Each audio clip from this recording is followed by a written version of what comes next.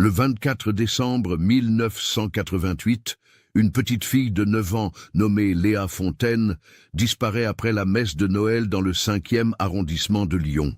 Elle portait autour du cou une médaille religieuse gravée à son nom, un cadeau précieux de sa grand-mère décédée. Pendant 31 ans, cette médaille reste introuvable, tout comme l'enfant. Puis, en décembre 2019, lors de la démolition d'un ancien cinéma abandonné, un ouvrier découvre cette médaille dans un endroit où personne n'aurait jamais pensé chercher. Cette découverte va déclencher une enquête qui révélera une vérité que personne, absolument personne, n'aurait pu imaginer. Comment cette médaille s'est-elle retrouvée là? Et surtout, que s'est-il réellement passé cette nuit de Noël, il y a plus de 3 décennies? Avant de continuer avec cette histoire troublante, si vous appréciez les cas mystérieux réels comme celui-ci, abonnez-vous à la chaîne et activez les notifications pour ne manquer aucun nouveau cas. Maintenant, découvrons comment tout a commencé. Lyon, fin des années 80. La ville connaît une période de transformation urbaine importante. Le 5e arrondissement, avec ses collines et ses rues étroites, conserve encore ce charme d'une France traditionnelle. Les familles se connaissent, les commerçants appellent leurs clients par leur prénom, et les événements religieux rythment encore la vie du quartier. La famille Fontaine habite rue de la Favorite, dans un immeuble modeste mais bien entretenu.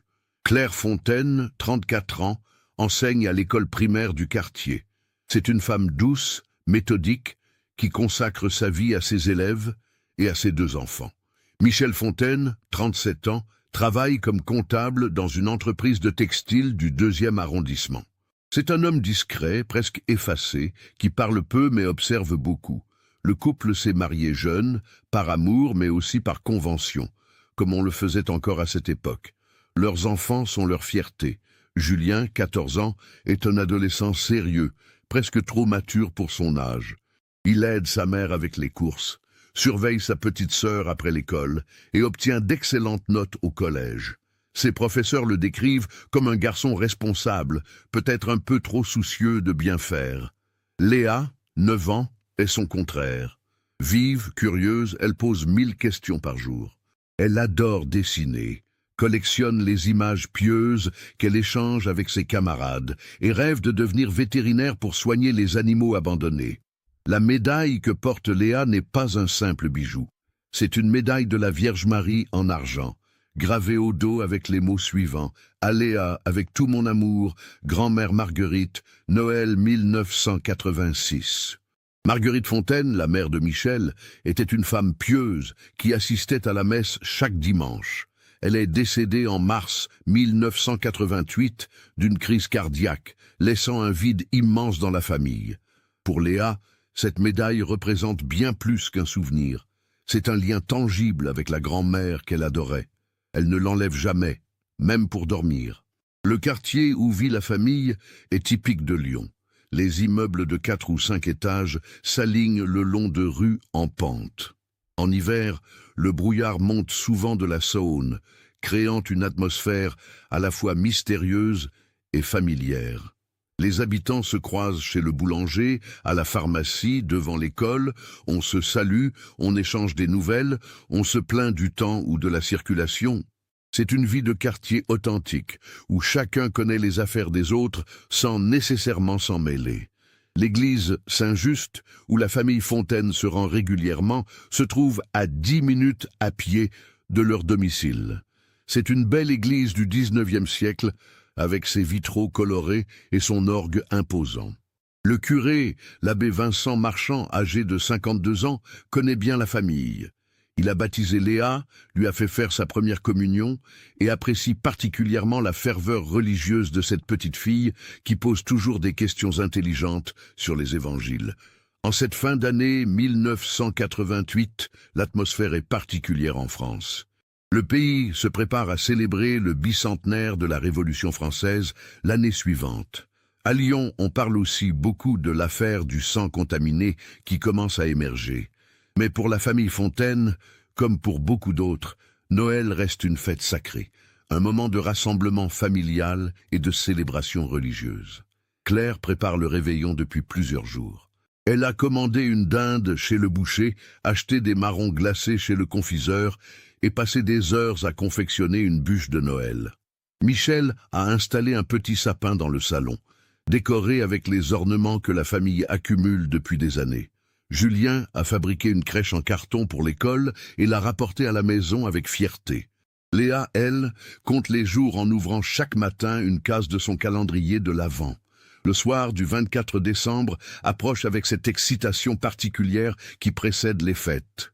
Dans l'appartement des Fontaines, l'odeur de la dinde qui commence à cuire se mélange au parfum du sapin. Léa porte sa plus belle robe, rouge avec un col blanc, que Claire a acheté spécialement pour l'occasion. Elle touche constamment sa médaille, comme elle le fait toujours quand elle est nerveuse ou excitée. La messe de Noël est à 20h, et toute la famille s'apprête à partir ensemble. Ce que personne ne sait encore, c'est que cette soirée qui commence dans la joie et l'anticipation va basculer dans le cauchemar. Dans quelques heures, Léa Fontaine ne sera plus là. Et pendant 31 ans, sa disparition va hanter non seulement sa famille, mais tout le quartier, toute la ville. Là, le 24 décembre 1988, à 19h30, la famille Fontaine quitte l'appartement de la rue de la Favorite. Il fait froid ce soir-là, environ 2 degrés Celsius, et un léger brouillard commence à monter de la rivière. Claire a insisté pour que les enfants mettent leurs écharpes et leurs gants. Léa proteste un peu. Elle trouve que son écharpe cache sa belle robe, mais elle obéit finalement. Le trajet jusqu'à l'église prend exactement 12 minutes à pied. La famille emprunte toujours le même chemin. Ils descendent la rue de la Favorite, tournent à droite sur l'avenue du Point du Jour, puis montent la rue des Maccabées jusqu'à l'église. Ce soir-là, les rues sont animées. D'autres familles se dirigent également vers l'église. On se salue au passage, on échange des vœux de joyeux Noël. Léa marche entre ses parents tenant la main de sa mère. Julien suit derrière, les mains dans les poches, perdu dans ses pensées d'adolescent. Ils arrivent à l'église à 19h42. Claire se souvient précisément de l'heure, car elle a consulté sa montre en entrant, inquiète d'être en retard. L'église est déjà presque pleine. L'abbé Marchand accueille les fidèles à l'entrée, serrant des mains, embrassant des joues. Il sourit à Léa et complimente sa belle robe. La petite fille rougit de plaisir. La famille s'installe sur un banc, vers le milieu de l'église, sur le côté droit. C'est leur place habituelle. De là, ils ont une bonne vue sur l'autel et peuvent entendre l'orgue sans être trop près des haut-parleurs. Léa s'assoit entre sa mère et son frère. Michel prend place à côté de Claire. Autour d'eux, ils reconnaissent des visages familiers. Madame Blanchard, la pharmacienne, avec son mari et leurs 3 enfants. Monsieur Legrand, le boulanger, accompagné de sa mère âgée, la famille Duval au complet, 6 personnes sur 2 bancs. La messe commence à 20h précises. L'abbé Marchand célèbre avec sa ferveur habituelle. Les chants de Noël résonnent sous les voûtes, accompagnés par l'orgue que joue Madame Schneider, une professeure de musique à la retraite. Douce nuit, sainte nuit, il est né le divin enfant. Minuit chrétien. Léa chante de tout son cœur, sa petite voix claire se mélangeant à celle des autres fidèles. Claire la regarde avec tendresse, touchée par la piété sincère de sa fille. La messe se déroule normalement pendant 1h30. Il y a la lecture des textes, l'homélie de l'abbé Marchand sur la naissance de Jésus et le message d'amour qu'elle porte, la communion. Léa, qui a fait sa première communion l'année précédente, se rend à l'autel avec sa mère. Elle revient à sa place, les mains jointes, le visage recueilli. Vers 21h15, Léa chuchote quelque chose à l'oreille de sa mère. Claire se penche vers elle. L'enfant lui dit qu'elle a besoin d'aller aux toilettes. Claire hésite. La messe n'est pas encore terminée. Il reste encore une 20aine de minutes. Mais elle connaît sa fille. Quand Léa dit qu'elle a besoin d'aller aux toilettes, c'est qu'elle ne peut vraiment pas attendre. Claire acquiesce et se lève discrètement. Léa sort du banc et se dirige vers le fond de l'église. C'est Julien qui, des années plus tard, se souviendra d'un détail crucial. Au moment où Léa passe devant lui pour sortir du banc, il la regarde. Elle lui sourit, un petit sourire complice. Il remarque que sa médaille brille à la lumière des bougies. Il pense que sa petite sœur est vraiment jolie ce soir dans sa belle robe rouge. C'est la dernière image qu'il aura d'elle. une petite fille de 9 ans qui sourit à son grand frère pendant la messe de Noël. Les toilettes de l'église se trouvent dans une petite annexe sur le côté droit du bâtiment, accessible par une porte qui donne sur un couloir.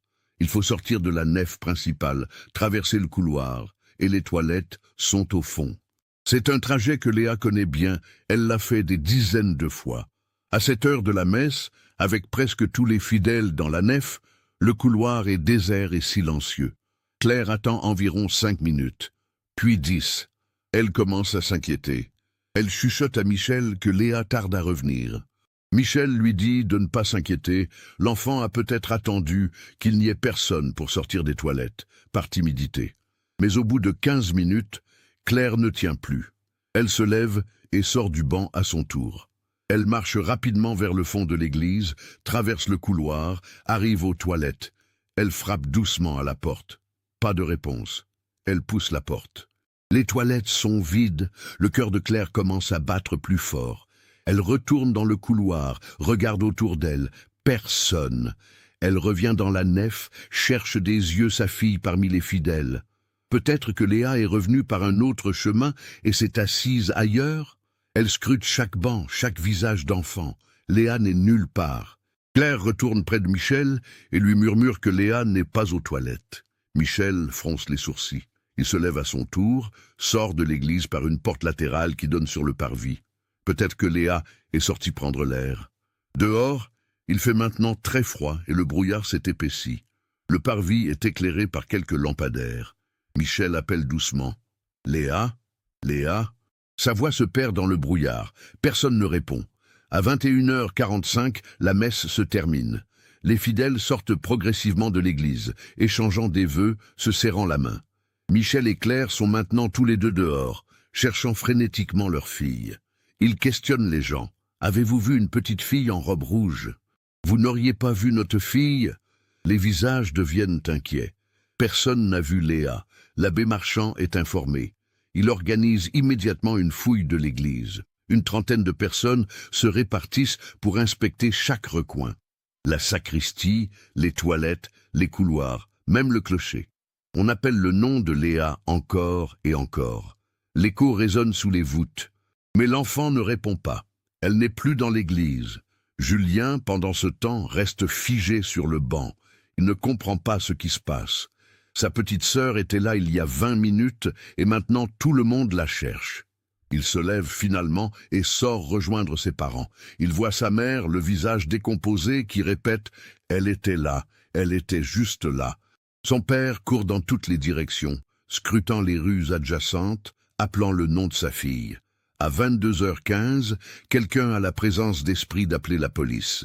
2 agents du commissariat du 5e arrondissement arrivent rapidement. Ils prennent les premières dépositions. Description de l'enfant. 9 ans, 1,30 m environ, cheveux châtains mi-longs, yeux marrons, robe rouge avec col blanc, manteau bleu marine, écharpe grise, médaille religieuse en argent autour du cou. Dernière fois vue, vers 21h15, se dirigeant vers les toilettes de l'église. Les policiers organisent une fouille plus systématique du quartier. Des habitants se joignent spontanément aux recherches. On inspecte les rues, autour de l'église, les allées, les passages, les cours d'immeubles. On sonne aux portes, on réveille des gens, on demande si quelqu'un a vu quelque chose. Le brouillard complique les recherches, réduisant la visibilité à quelques mètres. À minuit, alors que les cloches sonnent pour célébrer Noël, Léa Fontaine n'a toujours pas été retrouvée. Claire est en état de choc, incapable de parler cohéremment. Michel, lui, a pris un contrôle presque inquiétant sur ses émotions. Il répond aux questions des policiers avec une précision mécanique, donnant tous les détails qu'il peut sur sa fille, sur la soirée, sur le déroulement exact des événements. Julien est assis sur les marches de l'église, tremblant de froid et d'angoisse. L'inspecteur Laurent Garnier, 42 ans, arrive sur place vers 1h du matin. C'est lui qui prend en charge l'enquête. Garnier est un homme expérimenté, qui a déjà travaillé sur plusieurs cas de disparition. Il comprend immédiatement la gravité de la situation. Une enfant de 9 ans qui disparaît pendant une messe de Noël, dans une église pleine de monde, sans que personne ne voie rien. C'est extrêmement troublant. Garnier interroge l'abbé Marchand. Y a-t-il d'autres sorties que les portes principales? Oui, il y a une porte de service qui donne sur une petite rue derrière l'église. Cette porte est-elle fermée à clé? En principe, oui, mais l'abbé n'en est pas certain. Ils vont vérifier. La porte est effectivement déverrouillée. Elle grince légèrement quand on l'ouvre. Elle donne sur une ruelle étroite, mal éclairée, qui longe l'arrière de l'église et rejoint une rue plus large, 50 mètres plus loin. C'est là, dans cette ruelle, que se concentrent les premières investigations. Des traces de pas dans la mince couche de givre qui recouvre le sol. Il y en a plusieurs, impossibles à identifier avec certitude. Des témoins qui auraient vu quelque chose. On interroge les habitants des immeubles qui donnent sur cette ruelle.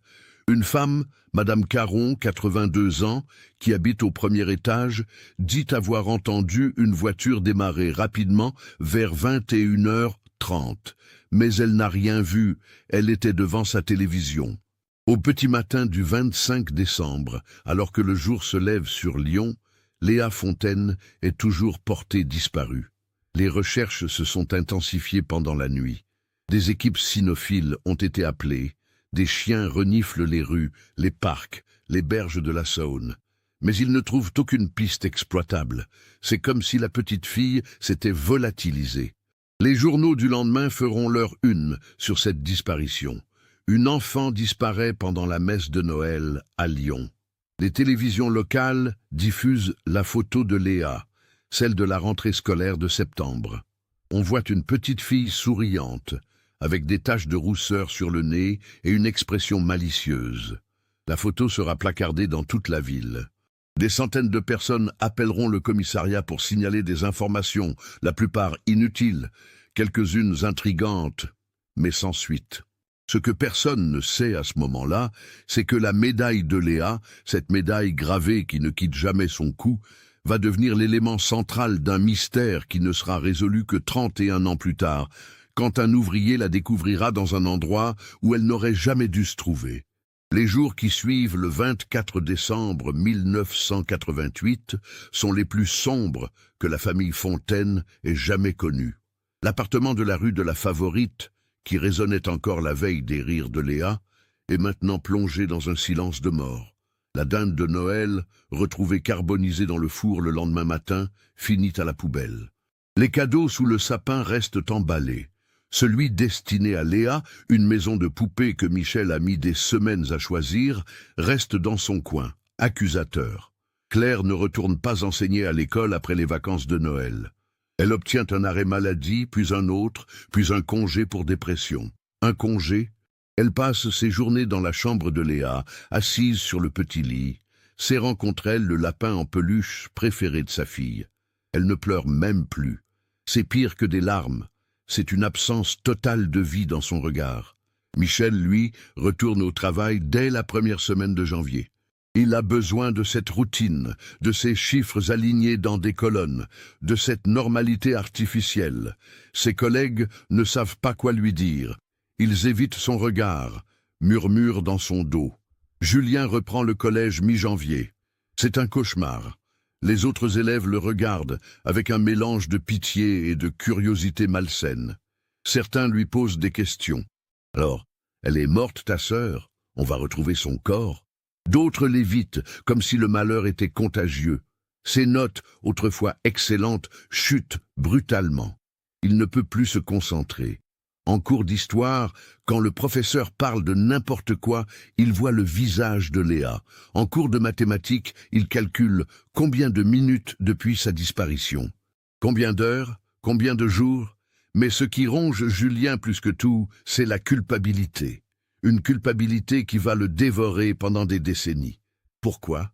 Parce qu'il sait quelque chose que personne d'autre ne sait. Quelque chose qu'il n'a jamais dit à la police. Quelque chose qui le réveille en sueur chaque nuit. Ce soir-là, quand Léa est sortie du banc pour aller aux toilettes, Julien a vu quelqu'un d'autre se lever quelques secondes après elle. Un homme assis 3 rangs derrière eux. Julien l'avait remarqué pendant la messe parce que l'homme avait toussé plusieurs fois, une toux sèche qui résonnait dans l'église. Quand Léa est sortie, l'homme s'est levé et est parti dans la même direction. Sur le moment, Julien n'y a pas prêté attention. L'homme allait probablement aux toilettes lui aussi, mais maintenant, ce souvenir le hante. Et s'il y avait un lien? Et s'il avait dû dire quelque chose? Pendant des semaines, Julien se débat avec cette information. Devrait-il en parler à la police? Mais que dirait-il exactement? J'ai vu un homme se lever après ma sœur. Ce n'est rien. Ce n'est pas une preuve. Ce n'est même pas un indice. Des dizaines de personnes ont dû se lever pendant la messe. Et puis, s'il parle maintenant, pourquoi n'a-t-il pas parlé plus tôt? On pourrait croire qu'il invente, qu'il essaie d'aider l'enquête en créant de fausses pistes. Alors Julien se tait, et ce silence devient un poids qu'il portera toute sa vie. L'enquête de l'inspecteur Garnier se poursuit méthodiquement. Il interroge tous les fidèles présents à la messe, plus de 200 personnes. Il établit un plan précis de l'église, note où chacun était assis, qui a bougé, qui est sorti, à quel moment. Il fait analyser la porte de service, cherche des traces d'effraction. Rien. Il épluche les antécédents de toutes les personnes présentes, vérifie si quelqu'un a un casier judiciaire, des antécédents pour des affaires impliquant des enfants. Rien de significatif. Une piste émerge brièvement en février. Un homme du quartier, Daniel Leroy, 45 ans, sans emploi, a été vu plusieurs fois traînant près de l'école où enseignait Claire. Il a été condamné 10 ans plus tôt pour exhibitionnisme. Garnier l'interroge pendant des heures. Leroy nie farouchement toute implication. Il était chez lui le soir du 24 décembre, il a un alibi. Sa sœur, qui vit avec lui, confirme qu'ils ont passé la soirée ensemble. L'appartement de Leroy est fouillé de fond en comble. On ne trouve rien qui puisse le relier à la disparition de Léa. La piste est abandonnée. Une autre théorie se développe. Et si Léa avait fugué? Mais pourquoi une enfant de 9 ans, heureuse dans sa famille, ferait-elle une fugue pendant la messe de Noël? Garnier vérifie quand même. Il contacte les gares, les compagnies de bus. Il fait circuler la photo de Léa dans toute la France. Des signalements arrivent de partout. On a vu une petite fille qui lui ressemble à Marseille, à Paris, à Bordeaux. Chaque signalement est vérifié. Chaque fois, c'est une fausse alerte. Les mois passent. Puis, les années. L'enquête reste officiellement ouverte, mais les moyens diminuent progressivement. Garnier a d'autres affaires. La vie continue, cruelle et indifférente. Les journaux ne parlent plus de Léa Fontaine. Les habitants du quartier pensent de moins en moins à cette petite fille disparue, sauf sa famille. Claire sort peu à peu de sa dépression, ou du moins apprend à vivre avec. Elle retourne enseigner en septembre 1989. Mais elle n'est plus la même. Les autres instituteurs remarquent qu'elle sursaute chaque fois qu'une enfant sort de la classe pour aller aux toilettes. Qu'elle compte et recompte ses élèves pendant les sorties scolaires. Qu'elle a toujours l'air d'attendre quelque chose, ou quelqu'un. Dans l'appartement de la rue de la Favorite, la chambre de Léa devient un sanctuaire. Claire refuse qu'on y touche quoi que ce soit. Les dessins de Léa restent punaisés au mur. Ses vêtements restent dans l'armoire.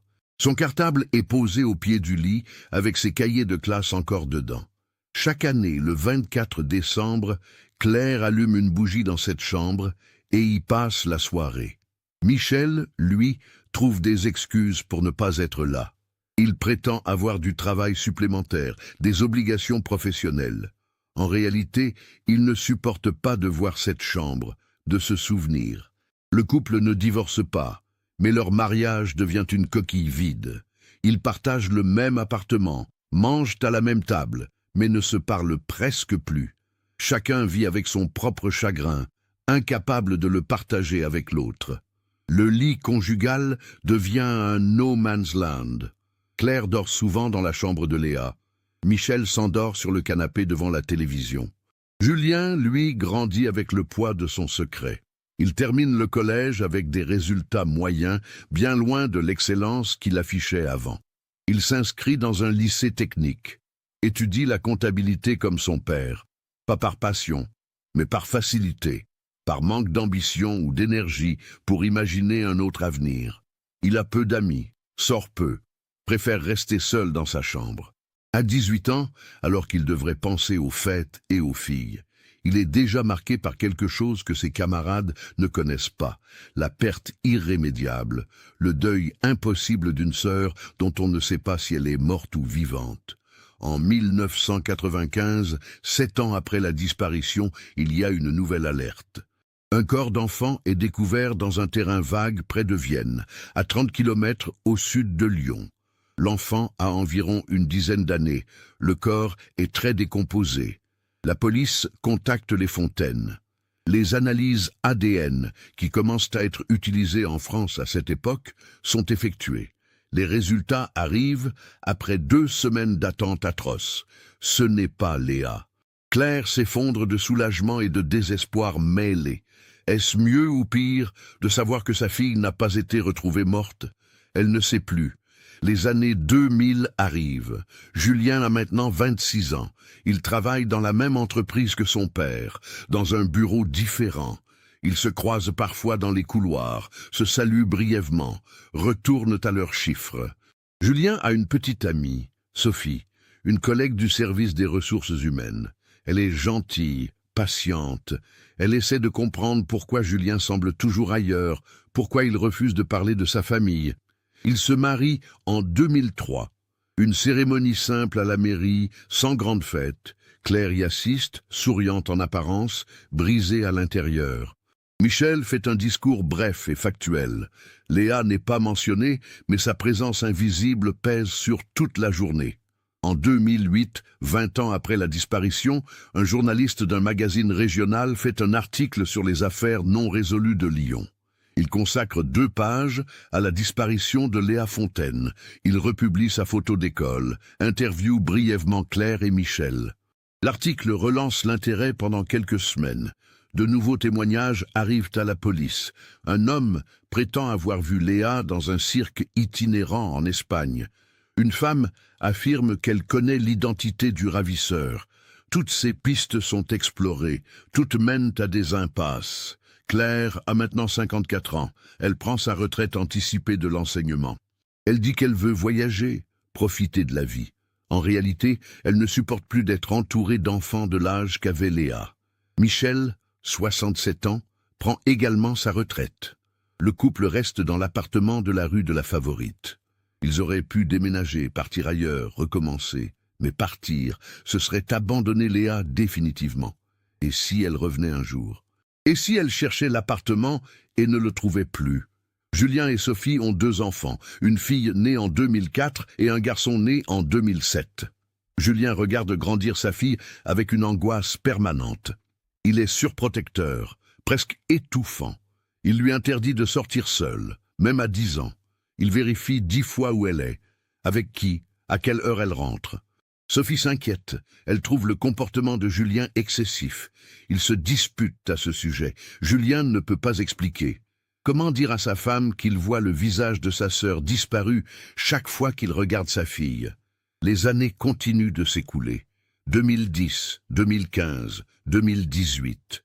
L'affaire Léa Fontaine est maintenant classée parmi les cold cases, ces affaires froides qui restent ouvertes mais n'ont plus d'enquêteurs dédiés. Les dossiers sont dans les archives du commissariat, prenant la poussière. Garnier, l'inspecteur initial, est mort d'un cancer en 2012. Plus personne ne cherche activement Léa. Mais quelque part à Lyon, dans un endroit abandonné que personne ne visite plus, une médaille en argent attend dans l'obscurité. Une médaille gravée avec les mots « À Léa, avec tout mon amour, grand-mère Marguerite, Noël 1986 ». Cette médaille va bientôt être découverte. Et quand elle le sera, elle va déclencher une série d'événements qui vont enfin, après 31 ans, révéler la vérité. Décembre 2019. Lyon se prépare à célébrer Noël une fois de plus. Les rues sont décorées, les vitrines scintillent. La grande roue de la place Bellecour attire les familles. Mais dans le 5e arrondissement, un événement apparemment banal va bouleverser l'existence de la famille Fontaine. Le cinéma Le Palace, rue de la Martinière, est abandonné depuis 2007. C'était autrefois une salle prestigieuse, construite dans les années 50, avec son architecture art déco et ses 600 fauteuils en velours rouge. Mais comme beaucoup de cinémas de quartier, il n'a pas résisté à la concurrence des multiplexes. Les propriétaires ont fermé boutique et depuis, le bâtiment se dégrade lentement. Les fenêtres sont condamnées par des planches, les affiches de films s'effacent sur la façade, les pigeons ont investi les combles. En novembre 2019, la mairie de Lyon décide de racheter le terrain pour construire un nouveau complexe de logements sociaux. Un promoteur immobilier, la société Habitat Lyonnais, obtient le contrat de démolition. Les travaux doivent commencer en décembre pour être terminés avant le printemps 2020. Le 2 décembre, une équipe de 5 ouvriers arrive sur le site. Parmi eux, il y a Thomas Villeneuve, 38 ans, chef de chantier. C'est un homme consciencieux qui prend son travail au sérieux. Avant de commencer la démolition proprement dite, il faut inspecter le bâtiment, vérifier qu'il ne contient rien de dangereux, amiante, conduite de gaz, matériaux toxiques. Il faut aussi, conformément à la loi, s'assurer qu'aucun squatteur ou sans-abri ne se trouve à l'intérieur. L'inspection commence par les étages supérieurs, les anciennes salles de projection, les bureaux administratifs, les toilettes publiques. Tout est dans un état de délabrement avancé. Le plafond s'est effondré par endroits, laissant apparaître les poutres métalliques. Des graffitis couvrent les murs. Des seringues et des canettes vides jonchent le sol, témoignage du passage de toxicomanes. Mais pas de présence humaine actuelle. Le 5 décembre, l'équipe descend au sous-sol. C'est là que se trouvaient les anciennes réserves du cinéma, les locaux techniques et une petite zone qui servait de vestiaire au personnel. L'accès se fait par un escalier étroit et raide. Il n'y a pas d'électricité. Les ouvriers utilisent des lampes frontales et des lampes torches puissantes. Le sous-sol est humide. On entend le bruit de l'eau qui suinte des murs. L'odeur est âcre, mélange de moisissure, de rouille et de pourriture. Thomas Villeneuve avance prudemment, testant chaque marche avant d'y poser son poids. Le sous-sol est divisé en plusieurs petites pièces. La première est pleine de vieux rouleaux de film, des bobines de 35 mm entassées n'importe comment. Thomas en prend une au hasard, lit l'étiquette. Les parapluies de Cherbourg, 1964. Une pièce d'histoire du cinéma qui finira à la décharge. La deuxième pièce contient des meubles cassés. Des fauteuils éventrés dont la mousse s'échappe, des tables sans pieds, des armoires métalliques rouillées. Thomas note mentalement qu'il faudra faire venir un camion spécial pour évacuer tout ça. La troisième pièce est la plus petite. Elle mesure environ 3 mètres sur 4. Elle devait servir de débarras. Il y a des étagères métalliques contre les murs, presque toutes effondrées. Le sol est jonché de débris, morceaux de plâtre tombés du plafond, fragments de verre, papier moisi. Thomas balaye l'espace avec sa lampe frontale. Il s'apprête à ressortir quand son faisceau lumineux accroche quelque chose dans un coin, à moitié enfoui sous un tas de vieux journaux et de gravats. Il s'approche, se baisse, écarte les débris avec ses mains gantées. C'est un petit objet métallique.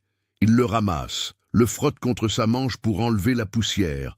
C'est une médaille religieuse en argent, ovale, représentant la Vierge Marie sur une face.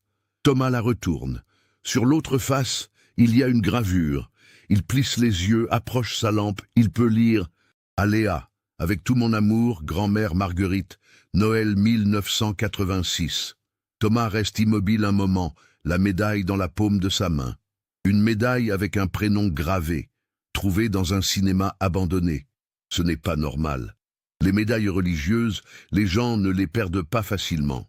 Elles sont attachées à des chaînes, portées autour du cou.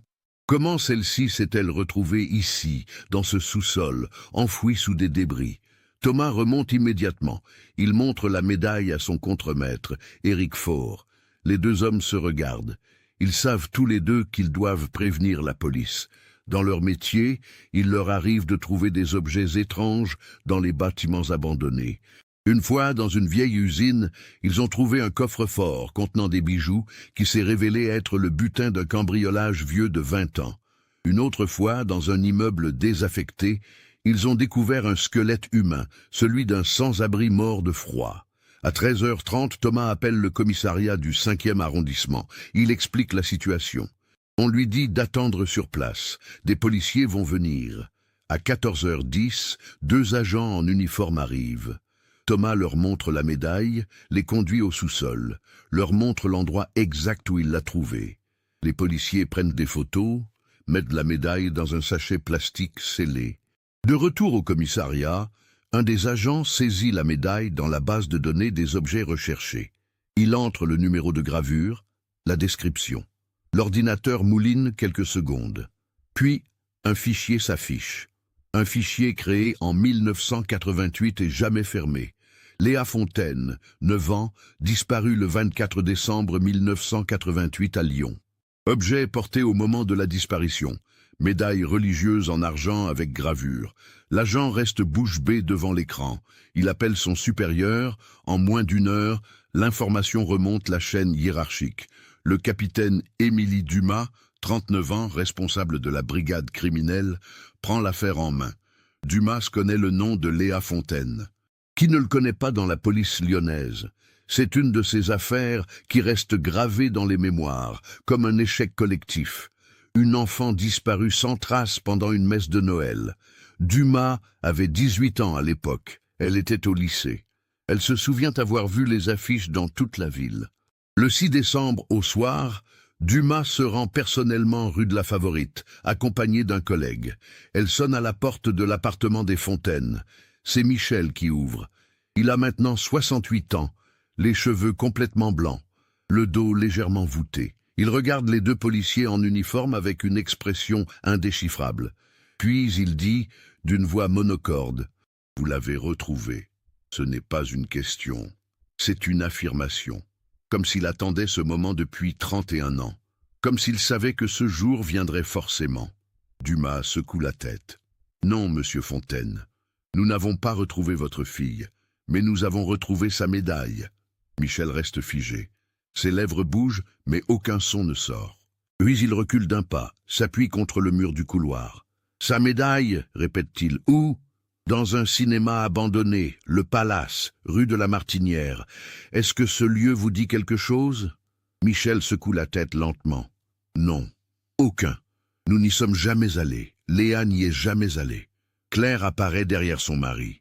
Elle a 65 ans maintenant, mais paraît 10 ans de plus. Son visage est creusé de rides profondes. Ses cheveux, autrefois châtains, sont maintenant gris, tirant sur le blanc. « Qu'est-ce qui se passe ?» demande-t-elle d'une voix faible. Dumas répète l'information. Claire porte ses mains à sa bouche. « Oh mon Dieu !» murmure-t-elle. « Oh mon Dieu ! Elle était là-bas tout ce temps ?» Nous ne savons pas encore, Madame Fontaine. Pour l'instant, nous n'avons trouvé que la médaille. Nous allons fouiller le bâtiment de fond en comble, et nous allons rouvrir l'enquête. Cette nuit-là, Claire ne dort pas. Elle reste assise dans la cuisine, une tasse de thé froid entre les mains, regardant dans le vide. Michel est dans le salon, dans le noir, assis dans son fauteuil. Ils ne se parlent pas. Chacun est perdu dans ses propres pensées, ses propres souvenirs, ses propres terreurs sur ce qu'on va peut-être découvrir dans ce cinéma. Le 7 décembre, le cinéma Le Palace est transformé en scène de crime. Des rubans de police délimitent le périmètre. Une équipe de techniciens en combinaison blanche investit le bâtiment. Ils vont tout passer au peigne fin. Chaque pièce, chaque recoin, chaque centimètre carré. Ils utilisent des détecteurs spéciaux pour repérer d'éventuelles traces de sang, même très anciennes. Ils prélèvent des échantillons de terre, de poussière, de fibres. Les recherches durent 5 jours. Le sous-sol est particulièrement scruté. On dégage tous les débris, on soulève les planches pourries, on inspecte même les canalisations. Les journaux locaux parlent de découvertes majeures dans l'affaire Léa Fontaine. Des caméras de télévision stationnent devant le cinéma. Des badauds se massent derrière les barrières, espérant apercevoir quelque chose. Le 12 décembre, Dumas convoque une conférence de presse. Les journalistes attendent une annonce fracassante. On va enfin savoir ce qui est arrivé à Léa Fontaine. Mais Dumas les déçoit. Malgré des recherches approfondies, nous n'avons trouvé aucun corps, aucun reste humain dans le cinéma Le Palace. Nous avons retrouvé la médaille de Léa Fontaine, c'est un fait. Mais pour l'instant, nous ne pouvons pas établir comment ni quand cette médaille s'est retrouvée là. L'enquête continue. Les questions fusent. Est-ce que Léa était dans ce cinéma la nuit de sa disparition? Est-ce qu'elle a été tuée là-bas? Qui avait accès à ce cinéma en 1988? Dumas répond avec prudence. Nous examinons toutes les hypothèses. Le cinéma était en activité en 1988. Il fonctionnait normalement. Des centaines de personnes y allaient chaque semaine. Le sous-sol était accessible au personnel. Nous allons retrouver les employés de l'époque et les interroger. Cette dernière phrase fait mouche. Les employés du cinéma. Voilà une piste concrète. Dumas et son équipe vont maintenant se lancer dans une course contre le temps et contre l'oubli pour reconstituer qui travaillait dans ce cinéma il y a 31 ans. Et si l'un d'eux pourrait avoir un lien avec la disparition de Léa. Les dossiers concernant le cinéma Le Palace sont demandés aux archives municipales. La société qui gérait le cinéma en 1988 s'appelait Cinéma Rhodanien.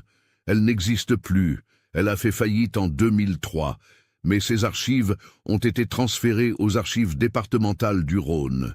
Le 13 décembre, Dumas et un de ses adjoints, le lieutenant Marc Joubert, se rendent dans le bâtiment austère qui abrite ses archives, boulevard des Tchécoslovaques. Il leur faut 2 jours pour retrouver les documents pertinents. Finalement, ils mettent la main sur les dossiers du personnel du cinéma Le Palace pour la période 1985 à 1990. Les noms apparaissent sur des fiches cartonnées jaunies remplies à la machine à écrire. En décembre 1988, le cinéma employait 12 personnes, un directeur, 2 projectionnistes, 3 ouvreuses, 2 personnes à la caisse, 2 personnes à la confiserie, un technicien de maintenance et un gardien de nuit. Dumas note tous les noms et commence les recherches pour localiser ces personnes 31 ans plus tard. Certaines sont décédées. Le directeur Georges Arnaud est mort en 2014. Un des projectionnistes, Henri Lacombe, est décédé en 2009. Le gardien de nuit, Raymond Petit, est mort en 2016. Les autres sont encore en vie, dispersés aux 4 coins de la France. Les interrogatoires commencent. Dumas se déplace ou convoque les anciens employés un par un. Ils sont maintenant âgés de 55 à 75 ans. Beaucoup ont du mal à se souvenir précisément de décembre 1988. C'était il y a si longtemps. Certains ne se rappellent même pas avoir travaillé au Palace. J'ai eu tellement d'emplois dans ma vie, vous savez. Mais quelques détails émergent progressivement. Sylvie Blanchard, une des anciennes ouvreuses, maintenant âgée de 67 ans et vivant à Toulouse, se souvient de l'ambiance de travail. C'était un bon emploi. Monsieur Arnaud était un patron correct. On avait des horaires réguliers, on pouvait voir les films gratuitement. J'aimais bien ce travail.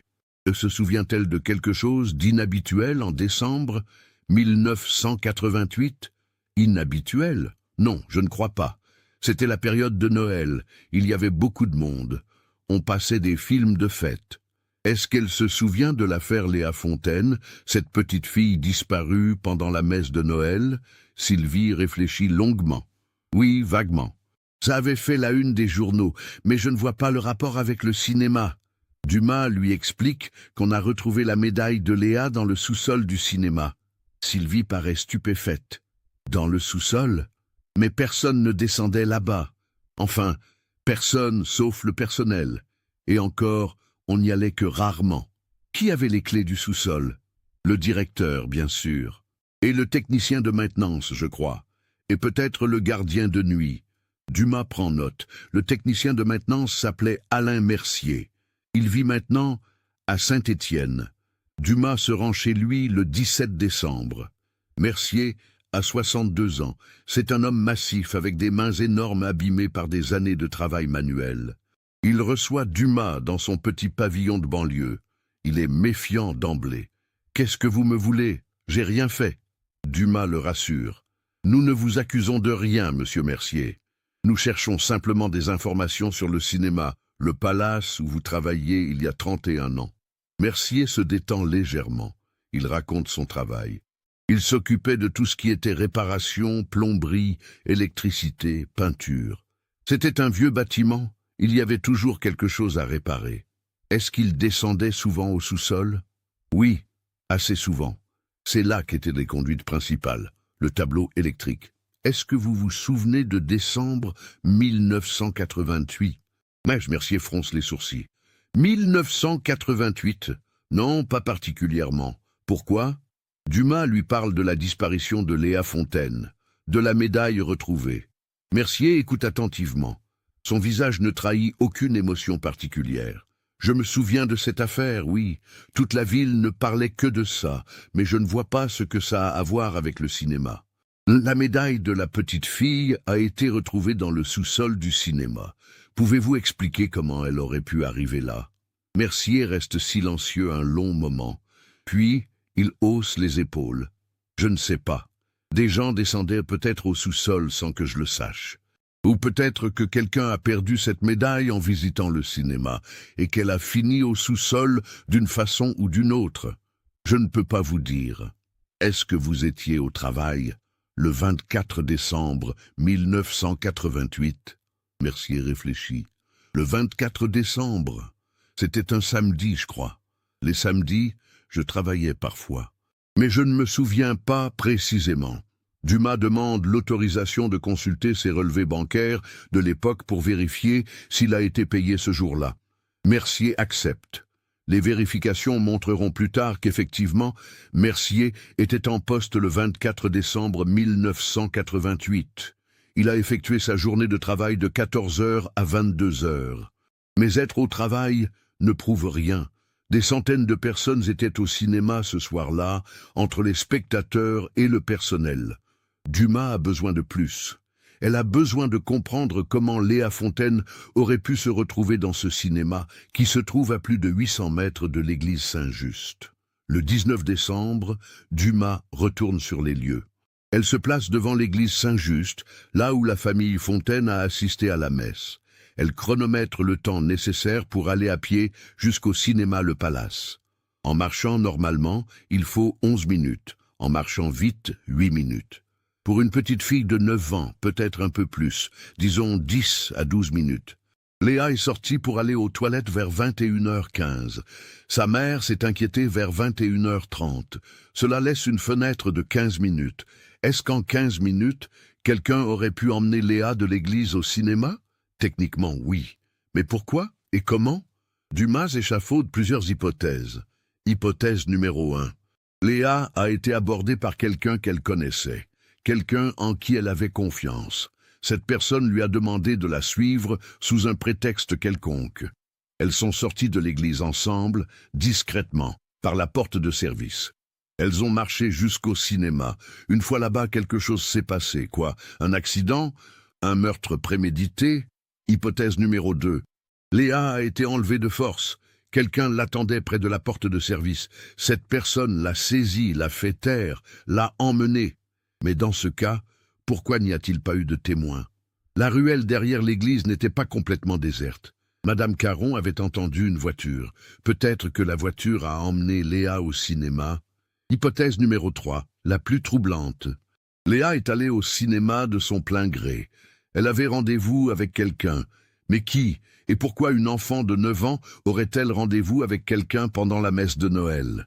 Dumas décide de revoir tous les témoignages de 1988. Elle fait ressortir tous les dossiers des archives, s'installe dans son bureau avec des litres de café et passe les 10 jours suivants à relire chaque page, chaque note, chaque détail. Elle cherche quelque chose qui aurait été manqué à l'époque.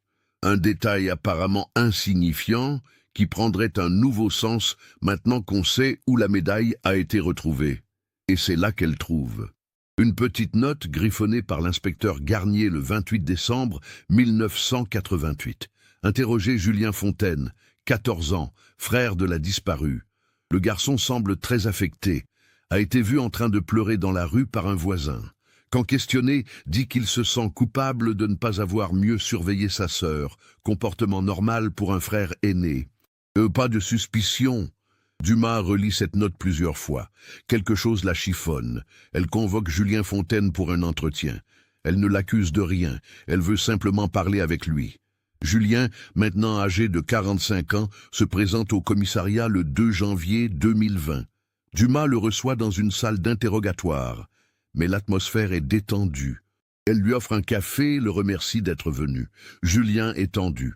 Il a les mains crispées sur ses genoux. Dumas commence doucement. Monsieur Fontaine, je sais que c'est douloureux pour vous de reparler de votre sœur.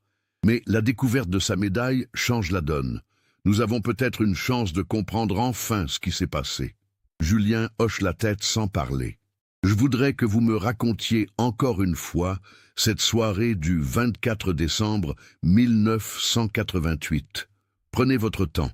Essayez de vous souvenir de chaque détail, même ceux qui vous semblent sans importance. Julien ferme les yeux, il inspire profondément, puis il commence à parler. Il raconte le trajet jusqu'à l'église, l'arrivée, la messe. Il décrit comment Léa s'est levée pour aller aux toilettes.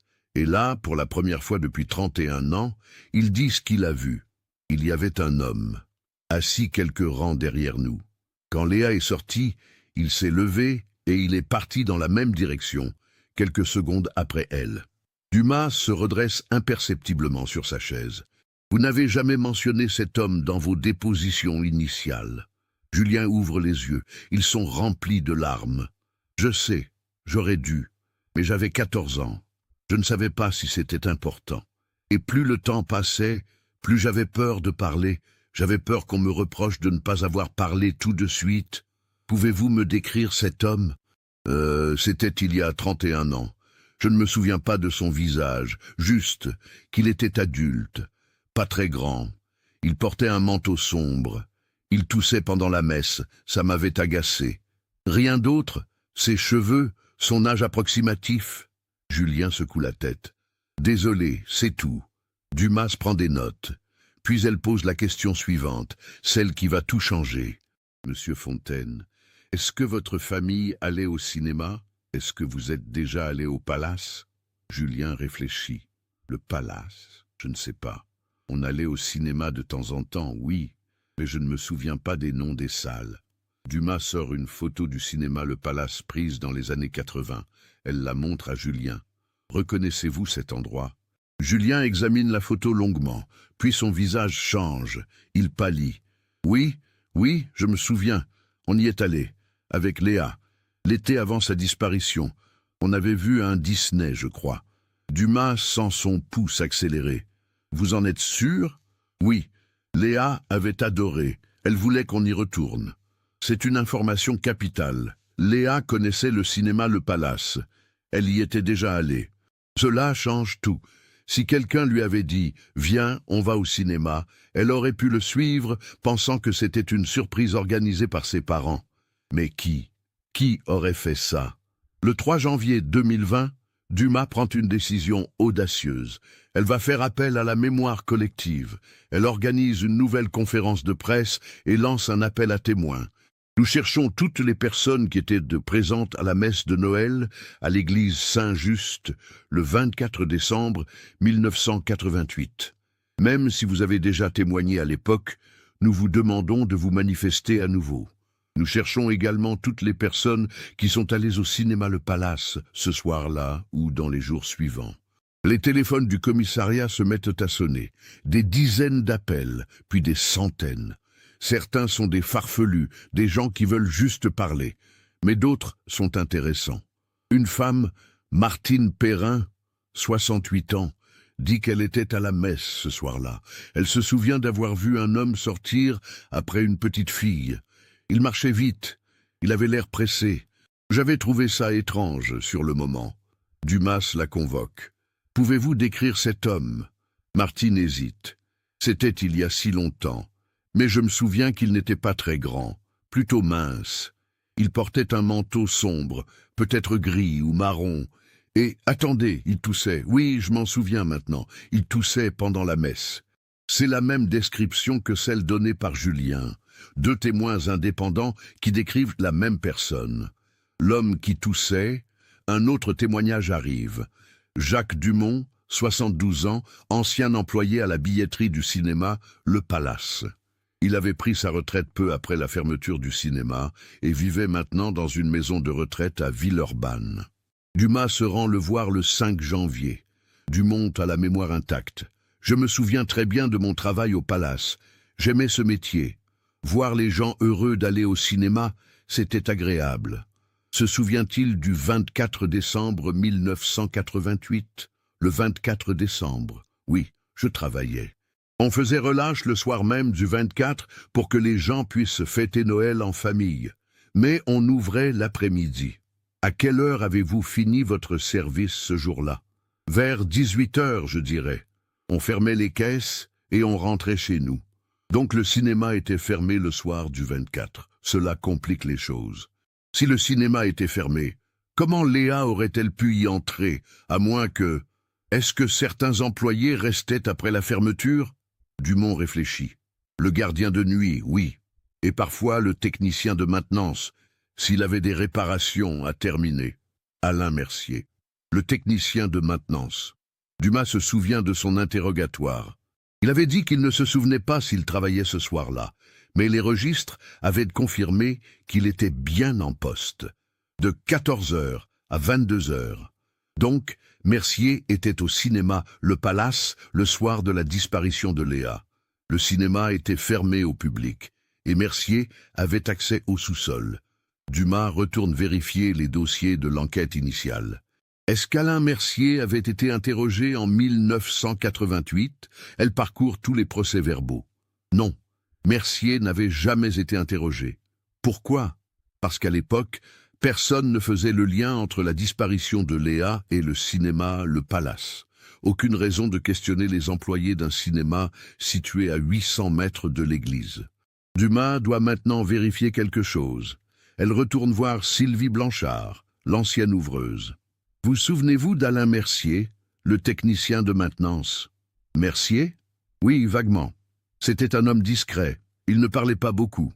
Avait-il une particularité physique ou comportementale? Sylvie réfléchit longuement. Puis soudain, son visage s'éclaire.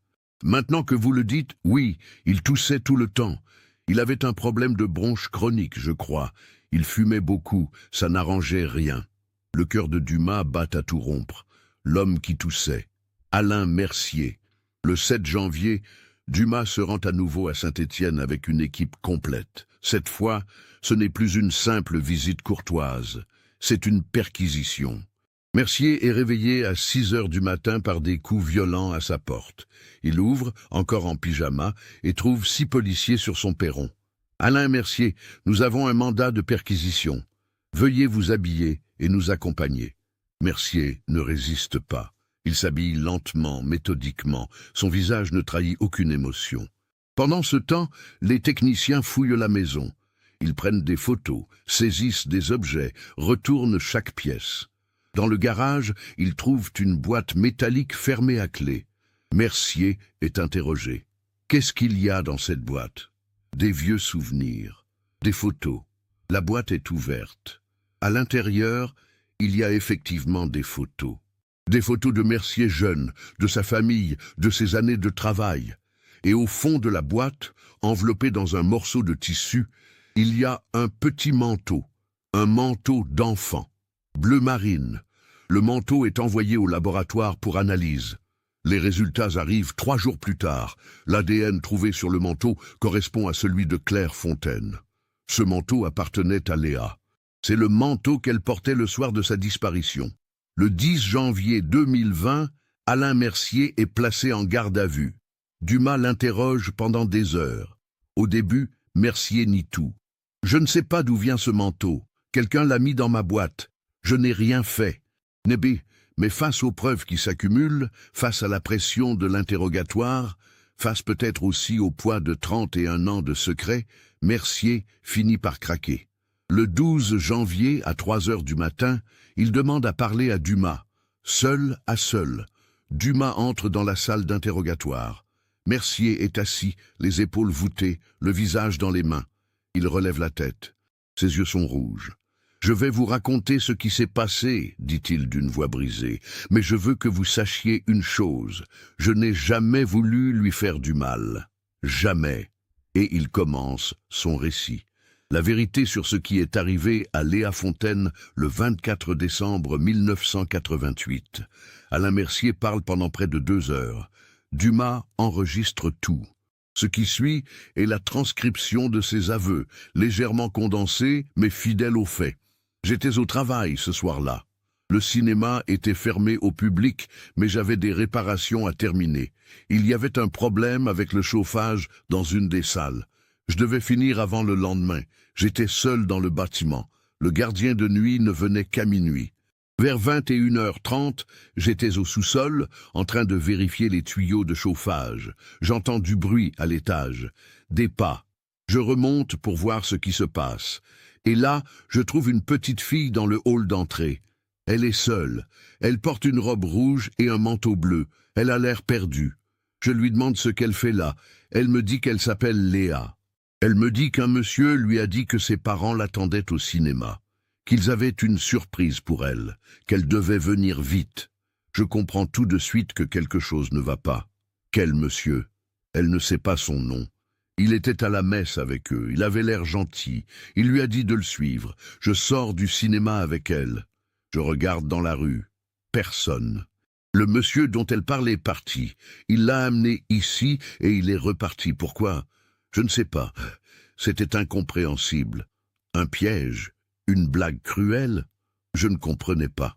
Je demande à Léa où habitent ses parents. Elle me donne l'adresse, rue de la Favorite. Je lui dis qu'on va les appeler. On rentre dans le cinéma. Il n'y a pas de téléphone dans le hall. Le seul téléphone est dans le bureau du directeur, au premier étage. J'emmène Léa là-haut, mais quand j'arrive au bureau, je me rends compte que je n'ai pas la clé. La clé est dans mon vestiaire, au sous-sol. Je dis à Léa de m'attendre dans le bureau. Je descends chercher la clé.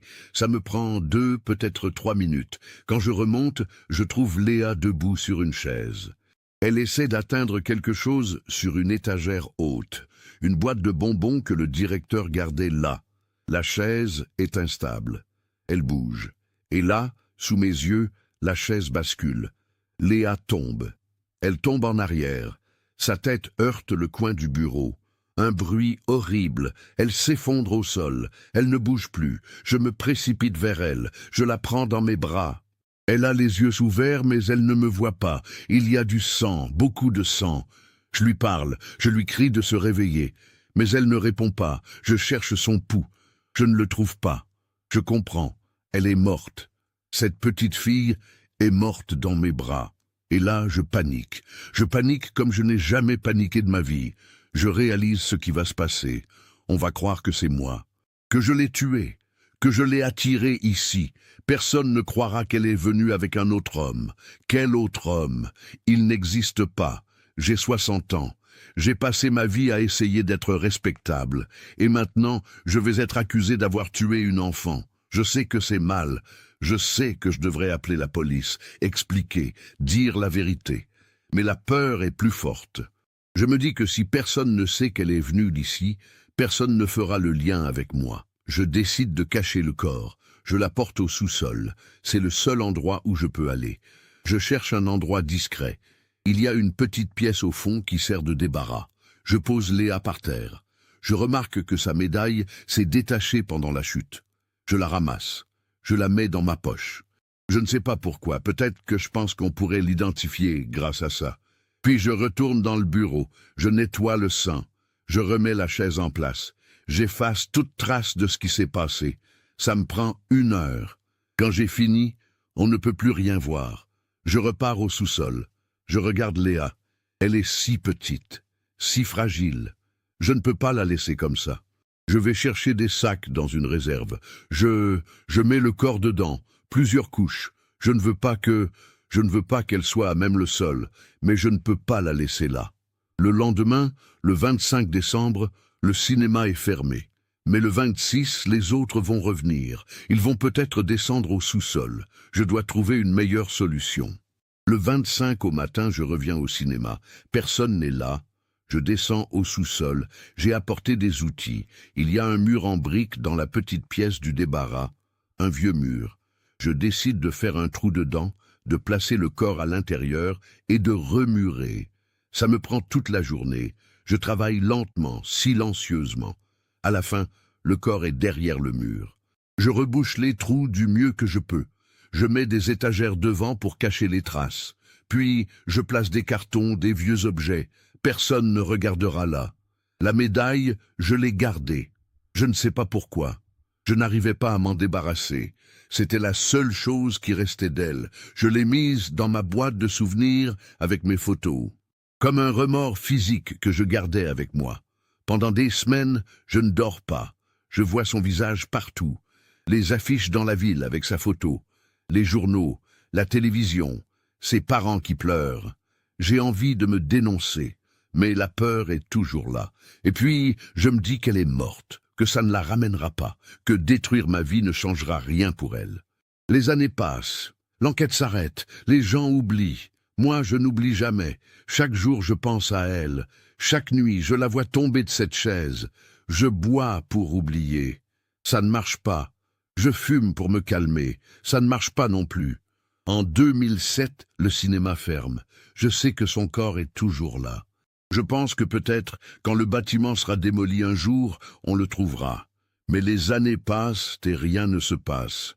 Le bâtiment reste debout, abandonné. Puis, vous trouvez la médaille. Je ne sais pas comment. Je l'avais jetée dans le sous-sol avant que le cinéma ne ferme. Je ne pouvais plus la garder, elle me brûlait les mains, je pensais qu'elle resterait là pour toujours, dans le noir. Mais vous l'avez trouvée, et maintenant tout s'écroule. Tout ce que j'ai essayé de cacher pendant 31 ans ressort à la lumière. Mercier s'arrête de parler. Il pleure. Des larmes silencieuses coulent sur ses joues. Dumas reste immobile, assimilant ce qu'elle vient d'entendre. C'est une vérité terrible, pas celle qu'elle attendait, pas un enlèvement, pas un meurtre prémédité. Juste un accident, suivi d'un choix désastreux fait par peur. L'homme qui a amené Léa au cinéma, demande Dumas. Vous ne l'avez jamais vu? Vous ne savez pas qui c'était?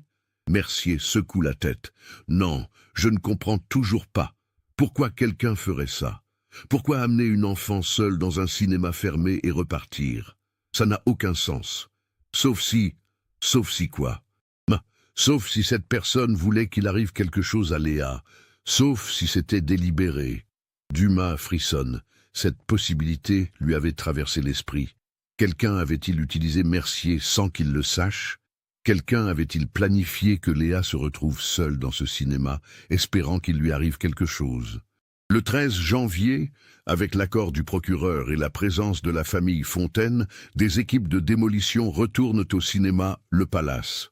Cette fois, ils savent exactement où creuser. Ils descendent au sous-sol, dans la petite pièce du débarras. Ils cassent le mur en briques que Mercier a désigné. Et ils trouvent les restes de Léa Fontaine. Enveloppés dans des sacs plastiques noirs, derrière une couche de briques et de mortier. Après 31 ans, la petite fille rentre enfin chez elle.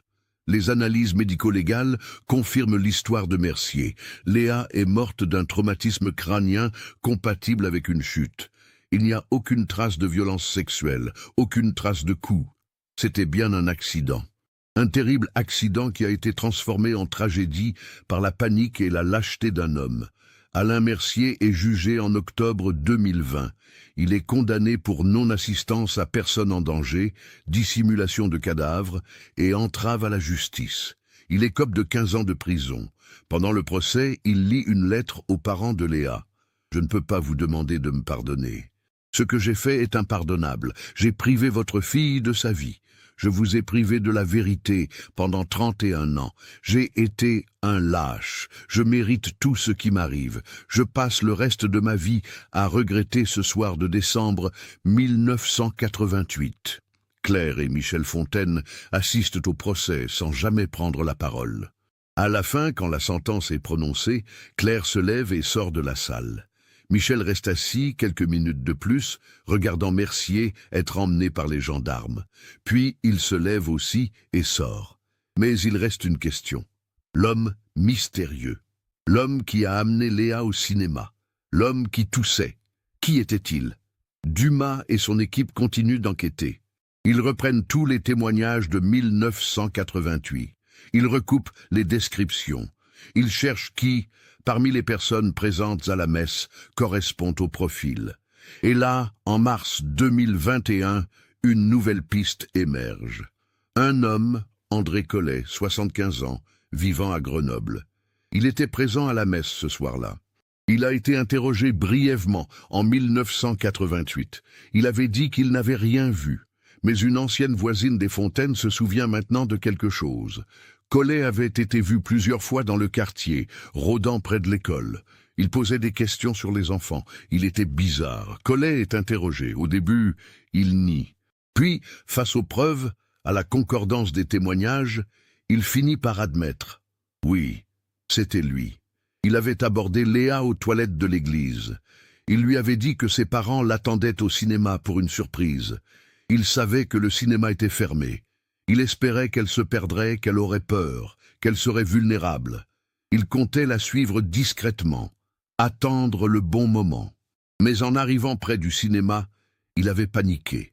Il avait vu quelqu'un sortir, Mercier probablement. Il avait eu peur d'être vu. Il était reparti. Il n'avait jamais su ce qui était arrivé ensuite. Collet est condamné pour complicité dans la mort de Léa, même s'il n'a pas directement causé l'accident. Il est condamné pour avoir mis en place les circonstances qui ont mené à sa mort. En juin 2021, Léa Fontaine est enterrée au cimetière de Loyasse, sur les hauteurs de Lyon. Ses parents, son frère, ses anciens camarades de classe devenus adultes et des centaines d'inconnus assistent à la cérémonie. L'abbé Marchand, maintenant âgé de 85 ans et retraité, célèbre la messe funéraire. Il parle de Léa comme d'une petite fille joyeuse, qui aimait poser des questions sur Dieu. Il dit que parfois, les plans de Dieu sont incompréhensibles pour nous, que la mort d'un enfant est toujours une tragédie, mais qu'aujourd'hui, enfin, Léa peut reposer en paix. Sur la tombe, Claire fait graver la médaille de Léa, celle qui a été retrouvée. L'inscription reste visible.